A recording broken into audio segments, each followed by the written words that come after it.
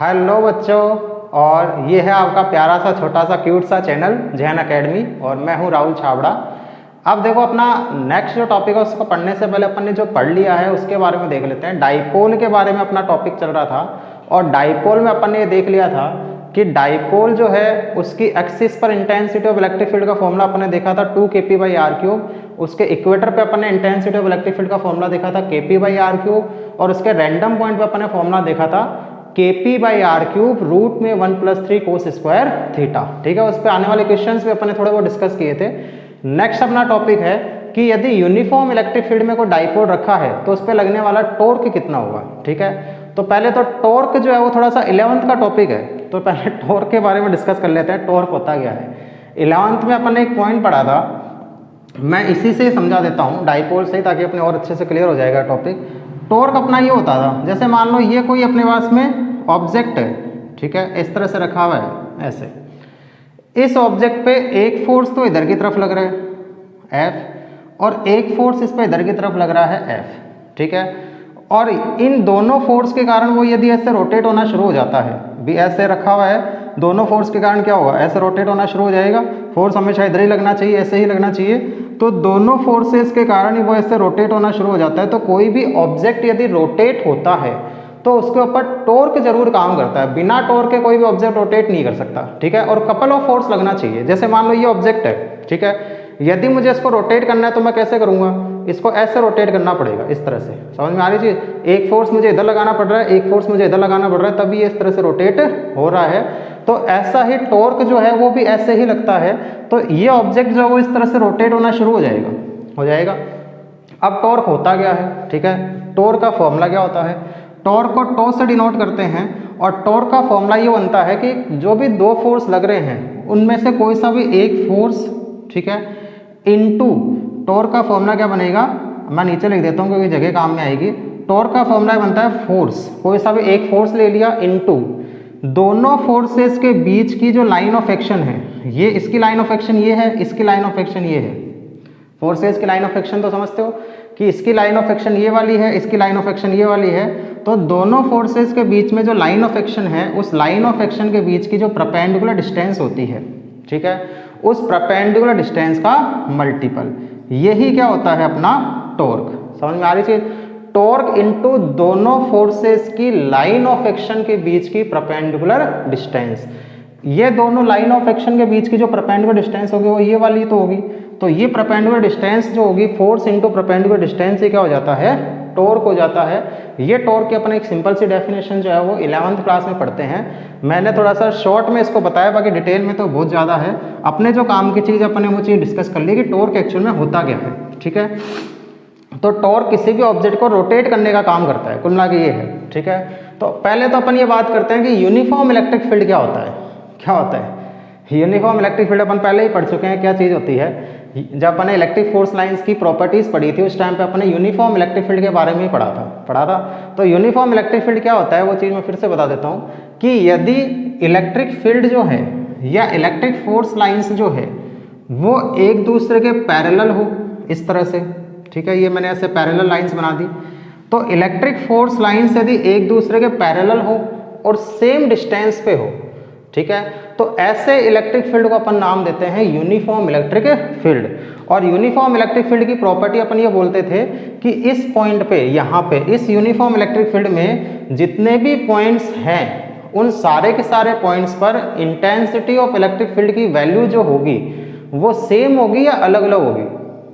सोचो, थोड़ा सा दिमाग पे जोर लगाओ। जब अपन ने properties of electric force lines पढ़ा था तब अपन ने बताया था कि इस यूनिफॉर्म इलेक्ट्रिक फील्ड के अंदर यदि अपन बात करें तो इस यूनिफॉर्म इलेक्ट्रिक फील्ड के अंदर इसके जितने भी पॉइंट्स बनेंगे उन सारे के सारे पॉइंट्स पर इंटेंसिटी ऑफ इलेक्ट्रिक फील्ड की वैल्यू सेम होती है। ठीक है, नॉन यूनिफॉर्म में अलग अलग होती है।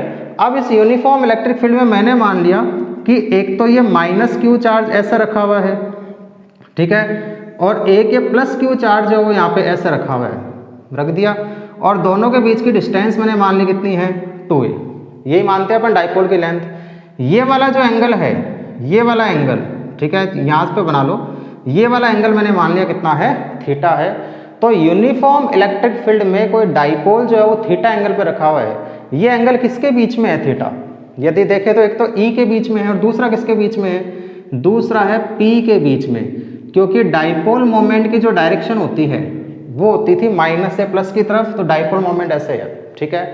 अब एक चीज और समझो कि नेगेटिव चार्ज जो होता है उस पर यूनिफॉर्म इलेक्ट्रिक फील्ड में फोर्स किधर लगता है और पॉजिटिव चार्ज पे फोर्स किधर लगता है, वो चीज अपन को देखनी है। तो शॉर्ट में मैं इसको समझा देता हूँ। जैसे मान लो इलेक्ट्रिक फोर्स लाइंस ऐसे जा रही होगी, इस तरह से समझने की कोशिश करना। मैंने यहाँ पे एक तो प्लस क्यू चार्ज रखा है और एक माइनस क्यू चार्ज रखा है, इन पे फोर्स किधर लगेगा और कितना लगेगा, ये चीज़ अपन को देखनी है, ठीक है। ये मान लो इलेक्ट्रिक फील्ड जो है वो E है, मान लिया। अब इस पे फोर्स किधर लगेगा और कितना लगेगा कैसे पता चले, तो फोर्स लाइन्स यदि ऐसे जा रही होगी तो अपन ने एक पॉइंट पढ़ा था कि फोर्स लाइन जो होती है वो पॉजिटिव चार्ज से आउटवर्ड होती है और नेगेटिव चार्ज से इनवर्ड होती है। तो यदि फोर्स लाइन ऐसे जा रही होगी तो पॉजिटिव चार्ज किधर रखा है, इधर रखा है या इधर रखा है, सोचो। पॉजिटिव चार्ज इधर ही तो रखा होगा, पॉजिटिव चार्ज इधर रखा है, तभी तो फोर्स लाइन कैसी है, आउटवर्ड है। समझ में आ रही चीज।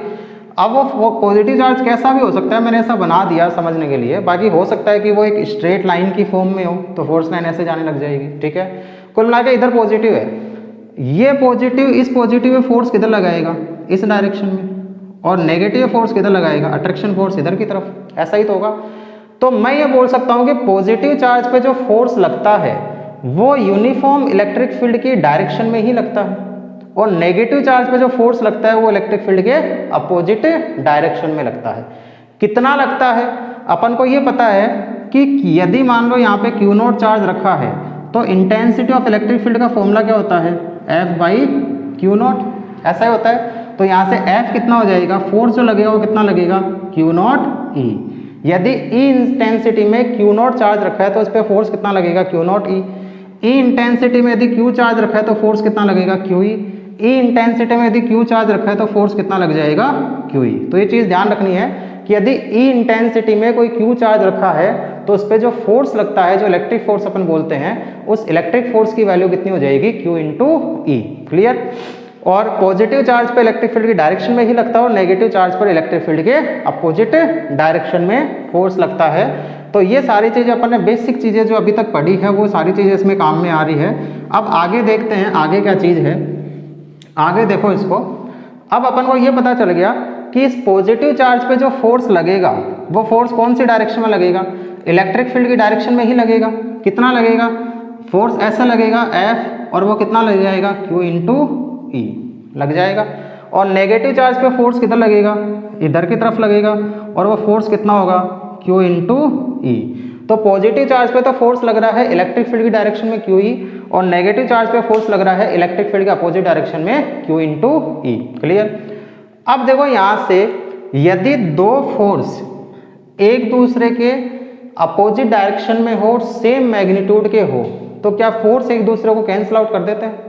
यदि दो फोर्स एक दूसरे के अपोजिट डायरेक्शन में हो और सेम मैग्नीट्यूड के हो तो दोनों फोर्स एक दूसरे को कैंसिल आउट कर देते हैं। तो इस डाइपोल पर नेट फोर्स जो होगा, यदि मैं नेट फोर्स की बात करूं तो इस डाइपोल पर नेट फोर्स कितना होगा, 0। समझ में आ रही चीज। यानी कि यूनिफॉर्म इलेक्ट्रिक फील्ड में यदि कोई डाइपोल रखा हुआ है तो उस पर नेट फोर्स हमेशा क्या होगा, 0 होगा, ठीक है। लेकिन एक चीज और समझो, दोनों फोर्सेस की लाइन ऑफ एक्शन अलग अलग है। इसकी लाइन ऑफ एक्शन तो ये वाली है और इसकी लाइन ऑफ एक्शन ये वाली है, ऐसी है। तो दोनों फोर्सेस की लाइन ऑफ एक्शन यदि अलग अलग होती है तो उस कंडीशन में ये डाइपोल इधर इधर मूव तो नहीं कर सकता, लेकिन वो ऐसे रोटेट करने लग जाते हैं। समझ में आ रही थी। यदि वो मूव कर सकता तब तो नेट फोर्स भी लग रहा होता, ठीक है। लेकिन अपन ने देख लिया नेट फोर्स 0 है, यानी कि वो इधर उधर मूव तो नहीं कर सकता, लेकिन वो अपनी पोजीशन पे ऐसे रोटेट करने लग जाएगा। अब रोटेट करेगा, इसका मतलब क्या लगेगा, अभी बताया था कि यदि कोई ऑब्जेक्ट रोटेट करता है तो क्या लगता है, टॉर्क ही उसको रोटेट करता है। तो इसका मतलब इसके ऊपर क्या काम करने लग जाएगा, एक नेट टॉर्क काम करने लग जाएगा। तो जब इस पर एक नेट टॉर्क काम करने लगेगा तो टॉ का फॉर्मूला होता है फोर्स इंटू परपेंडिकुलर डिस्टेंस, यही होता है। तो परपेंडिकुलर डिस्टेंस कितनी होगी, इसमें थोड़ी सी मैथ है। परपेंडिकुलर डिस्टेंस इसकी क्या यही होगी, ये वाली। यदि मैं बात करूं इसकी परपेंडिकुलर डिस्टेंस की तो परपेंडिकुलर डिस्टेंस में क्या हो सकती है, ये वाली, ये इसकी परपेंडिकुलर डिस्टेंस है। इसकी लाइन ऑफ एक्शन ये है, इसकी लाइन ऑफ एक्शन ये है, तो दोनों के बीच की परपेंडिकुलर डिस्टेंस ही होगी। और ये कितनी होगी, थोड़ा सा दिमाग लगाओ, इस 2a का यदि मैं इधर की तरफ कंपोनेंट लूँ तो क्या बनेगा, 2a कोस थीटा है 2a साइन थीटा। भी ये वाला एंगल थीटा है तो अपन को पता है ये वाला एंगल भी क्या होगा, थीटा ही होगा, ये वाला एंगल भी क्या होगा, थीटा होगा। तो इस 2a का यदि मैं इधर की तरफ कंपोनेंट लूँ थीटा के अपोजिट डायरेक्शन में तो क्या बनेगा, 2a साइन थीटा। यानी कि जो परपेंडिकुलर डिस्टेंस होगी वो एक्चुअल में कितनी होगी, ये परपेंडिकुलर डिस्टेंस कितनी बनेगी, 2a साइन थीटा। समझ में आ रही चीज। तो परपेंडिकुलर डिस्टेंस अपने पास में हो गई 2a साइन थीटा। तो टॉर्क हो जाएगा force into perpendicular distance, values put करो। फोर्स तो है Q इंटू ई और परपेंडिकुलर डिस्टेंस कितनी है 2a साइन थीटा। समझ में आ रही चीज। इसको मैं ऐसे भी लिख सकता हूँ tau equal to Q into 2a, Q into 2a। क्यों लिखा है ये चीज समझ में आ गई होगी सबको। और ये हो जाएगा E sine theta. Q into 2a क्या हो जाता है P, ठीक है। तो टो इक्वल टू क्या हो जाएगा PE साइन थीटा। समझ में आ रही चीज। तो टो का फॉर्मूला जो बनता है यानी कि यूनिफॉर्म इलेक्ट्रिक फील्ड में यदि कोई डाइपोल थीटा एंगल पर रखा हुआ है E इंटेंसिटी से तो उस पर जो टॉर्क लगता है उसका फॉर्मूला बनता है PE साइन थीटा। और यदि मैं इसको वेक्टर फॉर्म में लिखूंगा तो साइन को हटाते हैं तो क्या आता है, क्रॉस आता है या डॉट आता है। वेक्टर में पढ़ा होगा, साइन को हटाते हैं तो क्रॉस आता है, डॉट और कोस को हटाते हैं तो डॉट आता है। तो फॉर्मूला बनता है tau vector equal to P vector cross E vector. समझ में आ गई थी। अब टॉर्क वेक्टर क्वांटिटी है तो उसकी डायरेक्शन किधर होगी, क्रॉस प्रोडक्ट की डायरेक्शन निकालने का तरीका, राइट हैंड को फैलाओ, फर्स्ट वेक्टर की तरफ फिंगर्स को रखो, सेकंड वेक्टर की तरफ फोल्ड करो तो थंब जो होता है वो रिजल्टेंट की डायरेक्शन को बताता है। पी की डायरेक्शन तो ये है, ठीक है। मैं फिंगर ऐसे भी रख सकता हूँ ऐसे भी रख सकता हूँ, लेकिन मुझे फर्स्ट वेक्टर कौन सा है पी, तो मुझे पी की डायरेक्शन में फिंगर्स को फैलाने हैं और ई की तरफ फोल्ड करना है। ई किधर है, नीचे की तरफ, तो ई की तरफ फोल्ड कर दिया तो थंब क्या बता रहा है, परपेंडिकुलर इनवर्ड। यानी कि टॉर्क की जो डायरेक्शन होगी वो टॉर्क की डायरेक्शन क्या होगी, परपेंडिकुलर इनवर्ड। अभी अपन ने जो डायग्राम बनाया है उसमें कैसी होगी, परपेंडिकुलर इनवर्ड। यानी कि कुल मिला के अपन ये बोल सकते हैं वो P के भी परपेंडिकुलर है और वो E के भी परपेंडिकुलर है। यानी कि टॉर्क की जो डायरेक्शन होगी वो P और E दोनों के ही क्या होगी, परपेंडिकुलर होगी। अब वो इनवर्ड भी हो सकती है और वो आउटवर्ड भी हो सकती है, वो डिपेंड करेगा कि डाइपोल कैसे रखा हुआ है। क्लियर है यहाँ तक। तो ये तो अपने पास में किसी यूनिफॉर्म इलेक्ट्रिक फील्ड में जब डाइपोल रखा हुआ है तो उस पर लगने वाला नेट टॉर्क हो गया PE साइन थीटा और नेट फोर्स क्या हो गया, जीरो। अब इसमें स्पेशल कंडीशंस है। स्पेशल कंडीशंस क्या क्या है इसके अंदर वो चीज़ समझना। यदि इसमें स्पेशल कंडीशन की बात करूँ तो फर्स्ट मैंने मान लिया थीटा की वैल्यू 0 डिग्री है या फिर 180 डिग्री है, ठीक है। यानी कि डाइपोल या तो ऐसे रखा होगा, पॉजिटिव इधर नेगेटिव इधर, या फिर डाइपोल ऐसे रखा होगा, नेगेटिव इधर पॉजिटिव इधर। समझ में आ रही चीज। यानी कि ऐसे रखा है P और E दोनों सेम डायरेक्शन में तो थीटा 0 हो गया। ऐसे रखा है तो E इधर है P इधर है तो एंगल कितना हो गया, 180 डिग्री हो गया। तो यदि साइन 0 और साइन 180 की बात करें तो साइन 0 और साइन 180 कितना होता है, साइन 0 कितना होता है 0 और साइन 180 क्या होता है 0। तो टॉर्क कितना हो जाएगा, तो हो जाएगा अपना 0। यानी कि थीटा की वैल्यू 0 हो, यानी कि डाइपोल जो होता है वो डाइपोल यूनिफॉर्म इलेक्ट्रिक फील्ड के पैरेलल या एंटी पैरेलल रखा हुआ हो तो उस कंडीशन में टॉर्क की वैल्यू क्या होगी, 0 होगी। सेकंड में बोल दूं कि थीटा जो होता है वो 90 डिग्री हो, यानी कि डाइपोल ऐसे रखा हुआ हो, ठीक है, ऐसे रखा हुआ हो तो उस पर टॉर्क लगना शुरू हो जाएगा। टॉर्क लगेगा साइन 90 की वैल्यू क्या होती है 1। तो उस कंडीशन में टॉर्क की वैल्यू क्या होगी P इंटू ई, और ये टॉर्क कैसा होगा, ये मैक्सिमम टॉर्क होगा, ठीक है। तो मैक्सिमम टॉर्क कब लगता है, जब डाइपोल यूनिफॉर्म इलेक्ट्रिक फील्ड के परपेंडिकुलर रखा हुआ हो तब तो टॉर्क मैक्सिमम लगता है। और 0 कब हो जाता है, जब डाइपोल जो है वो यूनिफॉर्म इलेक्ट्रिक फील्ड के पैरेलल या एंटी पैरेलल रखा हुआ हो, उस कंडीशन में टॉर्क की वैल्यू जो हो जाती है वो क्या हो जाती है, 0 हो जाती है। समझ में आ गई चीज। तो इसका मतलब देखो एक चीज मैं बोल सकता हूँ कि यदि यूनिफॉर्म इलेक्ट्रिक फील्ड में कोई डाइपोल रखा हुआ है तो उस पर नेट फोर्स तो हमेशा 0 होगा। नेट टॉर्क 0 हो भी सकता है और नहीं भी हो सकता, वो डिपेंड करेगा कि डाइपोल रखा हुआ कैसे है। समझ में आ रही चीज। डाइपोल कैसे रखा हुआ है उस पर डिपेंड करेगा कि टॉर्क 0 होगा या नहीं होगा। यानी कि नेट फोर्स तो हमेशा 0 होगा। और नेट टॉर्क की बात करें तो नेट टॉर्क जो होता है वो 0 हो भी सकता है और 0 नहीं भी हो सकता। तो नेट फोर्स, ये क्वेश्चन काफी बार आ चुका है, यूनिफॉर्म इलेक्ट्रिक फील्ड में नेट फोर्स 0 होता है, ये करेक्ट है कि वहाँ फॉल्स है, ये करेक्ट है। और यूनिफॉर्म इलेक्ट्रिक फील्ड में नेट टॉर्क जो 0 होता है, ये करेक्ट नहीं है, क्योंकि नेट टॉर्क 0 हो भी सकता है और नहीं भी हो सकता। ये तो तब है जब डाइपोल यूनिफॉर्म इलेक्ट्रिक फील्ड में रखा हुआ है, ठीक है। यदि नॉन यूनिफॉर्म में रखा हुआ होता तो क्या होता? अब नॉन यूनिफॉर्म का मतलब जैसे मान लो ऐसा कोई इलेक्ट्रिक फील्ड है इस तरह से, ठीक है। ऐसे इलेक्ट्रिक फील्ड के अंदर यदि कोई डाइपोल रखा हुआ है, जैसे मान लो ये डाइपोल मैंने यहाँ रख दिया, इस इलेक्ट्रिक फील्ड में ये माइनस को इधर रख दिया, ये प्लस को इधर रख दिया, ठीक है। तो क्या नेट फोर्स क्या होगा? 0 होगा कि नहीं होगा? यहाँ पर फोर्स इसमें इधर की तरफ लगेगा मान लो, लेकिन कितना लगेगा? QE1। क्या इंटेंसिटीज अलग अलग होगी? नॉन यूनिफॉर्म में तो इंटेंसिटी अलग अलग ही होगी, यहाँ पर इंटेंसिटी कुछ अलग होगी, यहाँ पर इंटेंसिटी कुछ अलग होगी। तो यहाँ पे फोर्स जो लगेगा F2 वो कितना लगेगा? QE2। तो नेट फोर्स 0 हो सकता है क्या? दोनों फोर्स का मैग्नीट्यूड ही अलग अलग है, चाहे डायरेक्शन अपोजिट भी हो तो भी 0 नहीं हो सकता। तो नेट फोर्स जो होगा वो तो कभी भी 0 नहीं होगा, लेकिन नेट टॉर्क जो होगा वो 0 हो भी सकता और 0 नहीं भी हो सकता, क्योंकि 0 वो सब डिपेंड किस पे करेगा? एंगल्स के ऊपर। एंगल यदि पैरेलल या एंटी पैरेलल हो गया तो टॉर्क 0 हो जाएगा, और यदि 90 डिग्री पे हुआ तो टॉर्क 0 नहीं होगा। इसका मतलब नेट टॉर्क जो होता है वो तो दोनों ही कंडीशन में 0 हो भी सकता है और नहीं भी हो सकता। ये किसके लिए बात कर रहे हैं अपन? ये अपन बात कर रहे हैं नॉन यूनिफॉर्म इलेक्ट्रिक फील्ड के लिए। यदि नॉन यूनिफॉर्म इलेक्ट्रिक फील्ड के लिए अपन बोल रहे हैं तो यूनिफॉर्म इलेक्ट्रिक फील्ड के अंदर नेट फोर्स जो होगा वो हमेशा 0 होगा, और नेट टॉर्क 0 हो भी सकता है और नहीं भी हो सकता। नॉन यूनिफॉर्म इलेक्ट्रिक फील्ड में रखा हुआ है तो नेट फोर्स कभी भी 0 नहीं होगा, लेकिन नेट टॉर्क तो वही पोजीशन पे डिपेंड करेगा, तो वो 0 हो भी सकता है और 0 नहीं भी हो सकता है। तो ये अपने पास में आ गया torque on an electric dipole in a uniform electric field, ठीक है। क्वेश्चन क्या आ जाता है इसके ऊपर?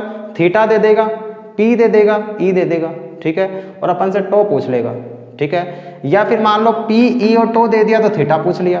तो मेरे पास में 4 वेरिएबल है, टो, P, E और थीटा। 4 में से 3 मिल गए, एक अपन से पूछ लिया गया, तो अपन यहाँ से फॉर्मूले से इसमें निकाल सकते हैं। और ये भी पूछा जा सकता है 0 कब होता है और मैक्सिमम कब होता है। 0 तो होता है जब पैरेलल हो या एंटी पैरेलल हो, यानी कि थीटा 0 हो या 180 हो, और मैक्सिमम कब होता है जब थीटा की वैल्यू जो है वो 90 डिग्री हो। उस कंडीशन में टॉर्क की वैल्यू जो होती है वो क्या हो जाती है? मैक्सिमम अपनी हो जाती है। क्लियर है यहाँ तक? तो ये तो अपने पास में आ गया torque on an electric dipole in a uniform electric field. तो यूनिफॉर्म इलेक्ट्रिक फील्ड में जो डाइपोल होता है उस डाइपोल पर लगने वाला टॉर्क की वैल्यू जो वो अपन से पूछ ली जाती है। तो टॉर्क अपन ने देख लिया कि यूनिफॉर्म इलेक्ट्रिक फील्ड में जो टॉर्क होता है वो टॉर्क अपना क्या होता है? PE sine theta. उसका फॉर्मूला अपने पास में आ जाता है PE साइन थीटा। क्लियर है यहाँ तक? नेक्स्ट देखते हैं। हो तेरे जैसा यार कहाँ ऐसा याराना, याद करेगी दुनिया।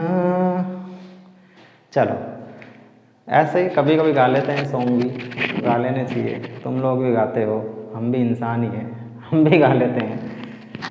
भावनाएं कभी कभी बाहर आ जाती है तो आ जानी चाहिए, सही है। अब देखो नेक्स्ट अपन को ये निकालना है work done to rotate of electric dipole in a uniform electric field. Uniform electric field में किसी डाइपोल को रोटेट करने में अपन को वर्क कितना करना पड़ेगा ये अपन को फाइंड आउट करना है। क्लियर है यहाँ तक? तो अब यहाँ से देखो, इसको समझो, इसमें क्या है समझने की कोशिश करना। अच्छा टॉपिक है। जैसे मान लो ये अपने पास में एक यूनिफॉर्म इलेक्ट्रिक फील्ड है, ऐसा बड़ा ही सुंदर, बड़ा ही प्यारा, बड़ा ही अच्छा ग्रीन कलर में एक यूनिफॉर्म इलेक्ट्रिक फील्ड है। इस यूनिफॉर्म इलेक्ट्रिक फील्ड में मैंने मान लिया कि कोई डाइपोल जो है वो लाई ऐसे रखा हुआ है, बेचारा अच्छा भला रखा हुआ था, ठीक है। ये डाइपोल रख दिया अपन ने, ठीक है। तो यूनिफॉर्म इलेक्ट्रिक फील्ड E के अंदर एक डाइपोल रख दिया अपन ने, जिसका डाइपोल मोमेंट क्या है? P है। फिलहाल इसने इलेक्ट्रिक फील्ड से कितना एंगल बना रखा है? θ1 बना लिया। अब मेरा मन किया, मैंने इसको रोटेट करना शुरू कर दिया, ठीक है। मैं इसको रोटेट करते हुए मान लो मैंने इसको ऐसे कर दिया, रोटेट किया मैंने इसको, अच्छा वाला पड़ा था भाई, मैंने इसको रोटेट कर दिया ऐसे, इसको यहाँ ले आया तो ये यहाँ आ गया और ये यहाँ आ गया, तो ये एंगल कितना बना दिया, θ2 बना दिया। तो पहले ब्लैक कलर में तो θ1 एंगल बन रहा था और फिर बेचारे को रेड कलर में ले आए तो वो θ2 एंगल पे आ गया। अपन को निकालना ये है कि इसको θ1 एंगल से θ2 एंगल तक, θ1 एंगल से θ2 एंगल तक रोटेट करने में वर्क कितना करना पड़ा। तो वर्क का जो फॉर्मूला होता है वो अपन पढ़ते हैं 11th क्लास के अंदर, फोर्स इनटू डिस्प्लेसमेंट पढ़ते हैं, लेकिन वो तब होता है जब ट्रांसलेटरी मोशन हो रहा हो। यदि रोटेशनल मोशन होता है ऐसा, तो वर्क का जो फॉर्मूला होता है वो ध्यान रखना है, रोटेशन मोशन में वर्क का फॉर्मूला होता है tau into angular displacement. Normal तो अपन वर्क का फॉर्मूला क्या बोलते हैं, फोर्स इनटू डिस्प्लेसमेंट। ये तो translatory motion, translatory motion rotation motion समझ में आता है। यदि ऑब्जेक्ट ऐसे चल रहा है तब तो ट्रांसलेटरी मोशन है, यदि ऑब्जेक्ट ऐसे रोटेट कर रहा है तब ये रोटेशनल मोशन है। ट्रांसलेटरी मोशन में तो वर्क डन होता है force into displacement, rotational motion में वर्क होता है torque into angular displacement. Force की जगह टॉर्क आ जाता है और लीनियर डिस्प्लेसमेंट की जगह क्या आ जाएगा, एंगुलर डिस्प्लेसमेंट आ जाएगा। तो अब अपन को देखना ये है इसके अंदर, थोड़ा सा माइक में गड़बड़ हो गई है, एक मिनट में माइक सही कर लेता हूँ, उसके बाद पढ़ाते हैं आगे। हाँ, तो अब अपना माइक सही हो गया है। तो अब अपन को देखना ये है, वर्क डन होता है टॉर्क इनटू एंगुलर डिस्प्लेसमेंट। तो अब यहाँ से देखो, इस पे जो टॉर्क लग रहा था, जैसे मान लो इस पे जो टॉर्क लग रहा होगा, वो टॉर्क कितना लग रहा होगा, टॉर्क का फॉर्मूला अभी अपन ने देखा था कितना लग रहा था, PE sin थीटा, इतना ही टॉर्क लगता है। यदि मैं इस पूरे यहाँ से यहाँ तक जब मैं लेके जा रहा हूँ θ1 से θ2 तक, तो मैं इसको जब लेके गया तो मैं छोटे छोटे पार्ट्स में लेके गया। ऐसा था, पहले ऐसा था, ऐसे था, ऐसा घुमाया और लिया और लिया और लिया और लिया, ऐसे छोटे छोटे एंगुलर डिस्प्लेसमेंट दिए। तो एक स्मॉल सा एंगुलर डिस्प्लेसमेंट dθ यदि मैंने दिया होगा तो उसमें स्मॉल वर्क जो करना पड़ा होगा, वर्क का फॉर्मूला होता है टो इनटू थीटा, और यदि मैंने एंगुलर डिस्प्लेसमेंट स्मॉल सा दिया होगा dθ, तो वर्क कितना हो जाएगा, छोटा सा वर्क हो जाएगा। छोटा सा डिस्प्लेसमेंट दिया, छोटा सा वर्क हुआ, तो छोटा सा वर्क कितना हुआ, टो इनटू एंगुलर डिस्प्लेसमेंट यानी कि dθ। टो की वैल्यू पुट करो तो dw जो होगा वो कितना हो जाएगा, PE sin theta into dθ। ठीक है, ऐसे ही मैं इसको छोटे छोटे छोटे छोटे छोटे छोटे छोटे छोटे छोटे छोटे छोटे छोटे डिस्प्लेसमेंट देता गया और यहाँ लाता गया, छोटे छोटे छोटे छोटे छोटे छोटे छोटे छोटे छोटे छोटे वर्क निकालता गया, और सारे वर्क को मैंने जोड़ दिया तो मुझे टोटल वर्क पता चल जाएगा। सारे वर्क को सीधा सीधा जोड़ सकते हैं क्योंकि वर्क ऐसी क्वांटिटी है, स्केलर क्वांटिटी, और स्केलर तो अपन सीधा सीधा जोड़ देते हैं। तो छोटे छोटे छोटे छोटे डिस्प्लेसमेंट दिया, छोटे छोटे वर्क निकाले और सारे वर्क को जोड़ दिया। सारे वर्क को जोड़ने का तरीका क्या होता है, इंटीग्रेशन। ठीक है, किसी भी चीज को छोटे छोटे को जोड़ने का तरीका क्या होता है, इंटीग्रेशन। तो मैं दोनों तरफ क्या कर दूंगा इसका, इंटीग्रेशन, ये integration PE sin theta dθ। हे भगवान, अभी तक तो फॉर्मूले ही चल रहे थे, अब इंटीग्रेशन और आ गया, ये कैसे होगा। इंटीग्रेशन के फॉर्मूले याद करने पड़ेंगे। और डिस्प्लेसमेंट कहाँ से कहाँ तक गया, लिमिट कहाँ से कहाँ तक आएगी, θ1 से θ2। तो मैंने इसको डिस्प्लेसमेंट दिया θ1 से लेके θ2 तक। क्लियर। dw का इंटीग्रेशन तो क्या हो जाएगा, w हो जाएगा। p constant, e constant, p क्या होता है, चार्ज इनटू लेंथ, वो तो कांस्टेंट ही है। e इंटेंसिटी भी कांस्टेंट है, तो ये तो दोनों बाहर आ जाएंगे बेचारे। अंदर क्या रह जाएगा, θ1 से θ2, और ये आ जाएगा sin theta dθ। w equals to PE sin theta का इंटीग्रेशन। आ गई चीज़ें। अब तो ये चीज़ें तो देखो याद करनी ही पड़ेगी। sin थीटा का इंटीग्रेशन क्या होता है, cos थीटा कि माइनस cos थीटा, या और कुछ। sin थीटा का इंटीग्रेशन होता है माइनस का cos थीटा। याद रखना है, देखो मैं कुछ कर नहीं सकता, कुछ 11th की चीज़ है, बस मैं बता सकता हूँ कि अब sin थीटा, वैसे वहाँ भी बताते ही हैं, वहाँ भी याद ही करते हैं। तो sin थीटा का इंटीग्रेशन होता है माइनस का cos थीटा। कैसे होता है वो तो मैथ में पढ़ते हैं, अपन तो याद रखते हैं कि sin थीटा का इंटीग्रेशन होता है माइनस का cos थीटा। लिमिट्स पुट की जाएगी, लिमिट पुट की जाएगी तो w इक्वल टू हो जाएगा PE। ठीक है, यहाँ पे पुट करेंगे, माइनस का हो जाएगा cos थीटा 2 माइनस माइनस का हो जाएगा cos थीटा 1। हो जाता है upper limit minus lower limit, minus चल ही रहा है साथ में, तो माइनस का कोस थीटा 2 माइनस माइनस का कोस थीटा 1, ये माइनस माइनस मिलके तो क्या हो जाएगा प्लस में, और ये क्या हो जाएगा माइनस में। तो W जो आएगा वो W क्या आ जाएगा PE, फॉर्मूला सुनना, कोस थीटा 1 माइनस का कोस थीटा 2, कोस थीटा 1 तो प्लस में आ गया और कोस थीटा 2 माइनस में चला गया, तो cos theta 1 minus cos theta 2 ये होता है किसी भी इलेक्ट्रिक डाइपोल को यूनिफॉर्म इलेक्ट्रिक फील्ड में थीटा 1 एंगल से थीटा 2 एंगल तक रोटेट करने में जो वर्क डन होता है वो वर्क डन का फॉर्मूला होता है PE cos theta 1 minus cos theta 2। Clear है यहाँ तक? तो ये तो आता है यूनिफॉर्म इलेक्ट्रिक फील्ड में किसी इलेक्ट्रिक डाइपोल को रोटेट करने में वर्क डन का फॉर्मूला। अब मान लो इसमें स्पेशल कंडीशन है, देखो थीटा 1 थीटा 2 कुछ भी लिया जा सकता है, कि यदि मान लो मुझसे पूछा जाए स्पेशल कंडीशन, स्पेशल कंडीशन क्या क्या होगी इसमें, स्पेशल कंडीशन सुनो। मान लो कि अपना डाइपोल जो है वो इलेक्ट्रिक फील्ड के पहले पैरेलल ही रखा हुआ हो, तो पैरेलल ही रखा हुआ हो तो थीटा 1 कितना होगा 0 डिग्री, और मुझे इसको एंटी पैरेलल करना हो तो थीटा 2 कितना हो जाएगा 180 डिग्री, यानी कि थीटा 1 इक्वल टू 0 से थीटा 2 इक्वल टू 180 तक रोटेट करना है। तो W इक्वल टू क्या हो जाएगा PE कोस 0 माइनस कोस 180, कोस 0 की वैल्यू 1, कोस 180 की वैल्यू 0 0 माइनस 1, कोस 180 की वैल्यू माइनस 1, माइनस माइनस मिलकर क्या हो जाएगा प्लस का 1, 1 प्लस 1 कितना होगा 2, तो वर्क डन कितना हो जाएगा 2PE हो जाएगा। तो किसी डाइपोल को 0 एंगल से 180 डिग्री एंगल तक रोटेट करने में वर्क डन का फॉर्मूला आएगा 2PE, ये अपने आगे काम में आएगा इसलिए मैंने इसको यहाँ बताया है। सेकंड, मान लो डाइपोल रखा हुआ तो पहले पैरेलल ही था, लेकिन मैं उसको कहाँ तक ले गया 90 डिग्री तक ले गया, तो 90 डिग्री तक ले गया तो W इक्वल टू क्या हो जाएगा PE कोस 0 की वैल्यू 1, कोस 90 की वैल्यू यहाँ रखेंगे कोस 0 कोस 90, कोस 0 की वैल्यू 1 कोस 90 की वैल्यू 0, तो यहाँ 1 बचेगा, तो बचेगा क्या PE, तो वर्क डन का फॉर्मूला क्या आ जाएगा PE। ये किसी डाइपोल को 0 से 90 तक रोटेट करने में वर्क डन का फॉर्मूला अपने पास में आ जाता है। तो थीटा 1 थीटा 2 अपन को गिवन होते हैं, मान लो 30 डिग्री से 60 डिग्री तक रोटेट करने में कितना वर्क करना पड़ेगा, 60 से 45 तक रोटेट करने में कितना वर्क करना पड़ेगा, तो जहां से जहां तक रोटेट करना है वो वैल्यूज यहाँ पुट कर दो और वर्क डन की वैल्यू का आंसर निकाल लो। क्लियर है यहाँ तक? कोई डाउट है इसमें किसी के? तो ये अपने पास में इसकी 5th डेरिवेशन होती है कि किसी भी डाइपोल को यूनिफॉर्म इलेक्ट्रिक फील्ड में थीटा 1 एंगल से थीटा 2 एंगल तक रोटेट करने में वर्क डन का फॉर्मूला जो बनेगा वो क्या होगा। क्लियर है? कईयों ने तो ये सोच लिया कि फिजिक्स क्यों ले ली हमने, फिजिक्स नहीं लेनी चाहिए थी। ऐसा नहीं है, बहुत सिंपल सा टॉपिक है, थोड़ी सी मैथ इसमें काम में आती रहेगी। मैंने पहले ही बोला था कि जो फर्स्ट फिजिक्स है उसके अंदर अपनी जो इंटीग्रेशन डिफरेंशिएशन के फॉर्मूले हैं, साइन कोस टैन इन सब के फॉर्मूले हैं, वो सारे के सारे फॉर्मूले जो अपने काम में आते रहेंगे, तो इसलिए ये फॉर्मूले अपन को ध्यान में रखने हैं।